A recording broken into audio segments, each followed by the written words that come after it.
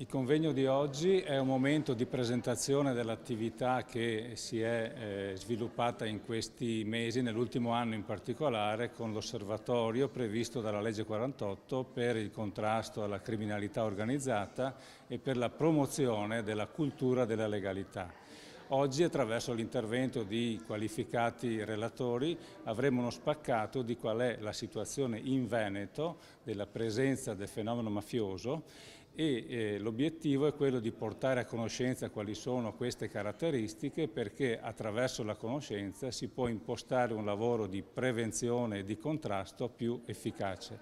Anche il Consiglio regionale, attraverso la legge 48, vuole dare il suo contributo insieme alle altre autorità istituzionali locali e nazionali per questo grande obiettivo che salvaguarda soprattutto le persone oneste, le attività oneste, le istituzioni che vogliono perseguire questo obiettivo generale. Il concetto di legalità è molto importante ed è fondamentale che si spieghi a tutti e che vengano coinvolte soprattutto i giovani, che vengano coinvolte le scuole, perché la legalità inizialmente ha un costo, la legalità è impegnativa, ma i risultati sono importantissimi. Quello che dobbiamo fare tutti noi delle istituzioni è non soltanto garantire la sicurezza, ma spiegare perché la legalità è importante, quali sono i vantaggi sia come qualità di vita sia per l'economia. Il grave errore che c'è stato in questi anni è stato quello di basarsi esclusivamente sulle infiltrazioni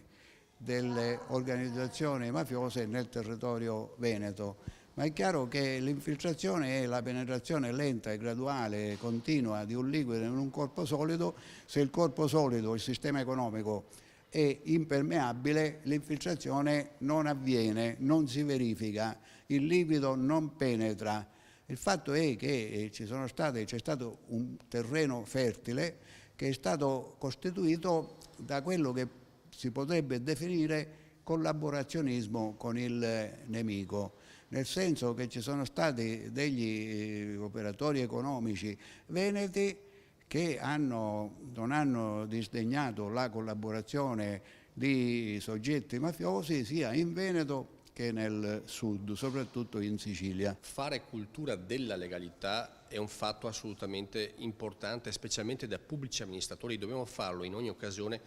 con cui ci poniamo nei rapporti sia con appunto i cittadini ma anche con altre istituzioni. Purtroppo la mafia è una situazione che sta pervadendo il nostro sistema paese, è una situazione che non è limitata solo alla Lupara, ma in molti casi è relativa anche a costrizioni nei pubblici appalti o nell'utilizzo delle finanze con sistemi di usura. Quindi è bene anche in territori che normalmente non sono stati, luogo di elezione della mafia, fare prevenzione, mettere in moto gli anticorpi giusti nella società civile, e questo si fa facendo una promozione della cultura, educazione civica, partendo anche dalle scuole e dai nostri ragazzi.